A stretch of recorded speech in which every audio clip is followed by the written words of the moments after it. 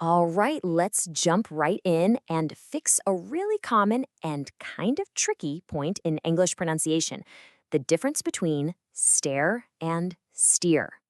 Nailing this is going to help you sound so much clearer and more confident. So let's get to it. Think about it. Steer the car or stare at the car.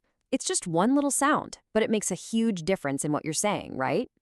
Getting these mixed up can lead to some funny situations. Let's break down how to get them right every single time. But before we even start, let's get one thing straight. The goal here isn't perfection. It's not about sounding exactly like a native speaker. The number one thing that matters is just being understood clearly. That's it. So, why does your mindset matter so much? Well, to put it simply, when you're feeling stressed or nervous about speaking, your brain kind of shuts down a little bit. It actually makes it harder to learn. So, by staying relaxed, you're literally helping your brain learn faster. Let's keep this fun and definitely low pressure. Okay, let's dive into our first sound. We're going to start with the ER sound. You know, the one you hear in the word steer. Now, this sound has a fancy name. It's called a diphthong. But don't let that word scare you off. It just means it's a gliding vowel. Your mouth doesn't just stay in one spot. It moves, it glides from one position to another to make one single smooth sound.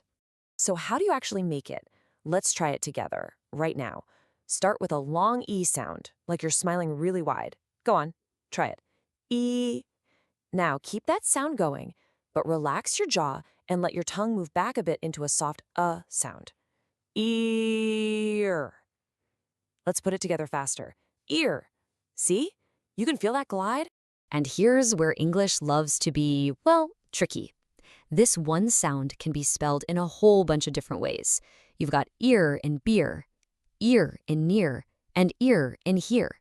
That's why you've got to focus on the sound itself, not just what the letters look like. Okay, your turn. Let's practice.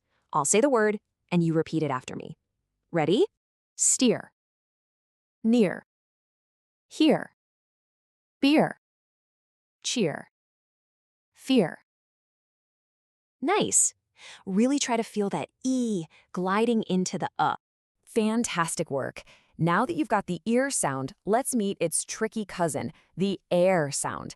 This is the one you hear in the word stare. The way we make it is really similar. It's another glide, but this time we start in a different position. Start with the sound, like in the word bed.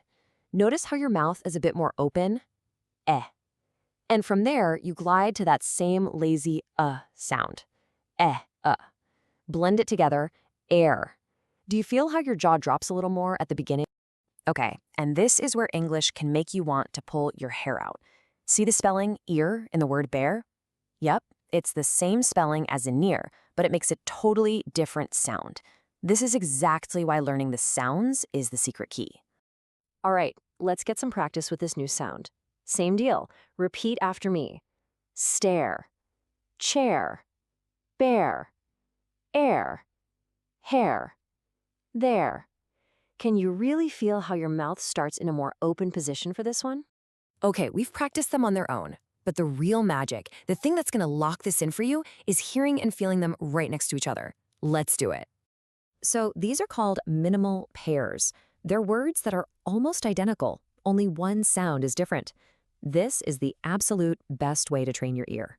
So for the first round, just listen. Don't say anything. Ready? Beer, bear, cheer, chair, here, hair, dear, dare. You hear that slight difference? Okay, now let's try it together. Repeat after me.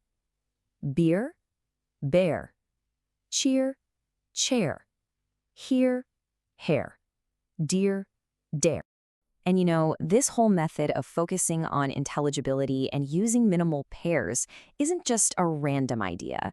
It's actually a really powerful technique that's based on proven research into how we learn pronunciation most effectively. So, how can you practice this stuff on your own? I've got a super simple, super effective 3-step routine for you. Number 1, listen. Seriously, just close your eyes and focus only on the sound. 2, look. Grab a mirror or use your phone's camera and watch how your mouth changes shape. And 3, repeat. Say the words out loud and pay attention to what it feels like inside your mouth. Okay, one last tip, and this is probably the most important one. A really common mistake is to make these sounds too short, to turn them into just one single sound. You have to remember the glide is everything. It's a two-part sound. Be-a, be-a. That little movement is the whole secret.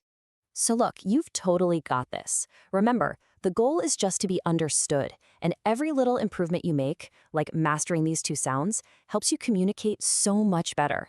A little bit of practice really does go a long, long way. I really hope this explainer helps clear things up. But now it's your turn. I want to know, what other English sounds give you trouble? Let us know, because your feedback helps us figure out what to break down in our next explainer.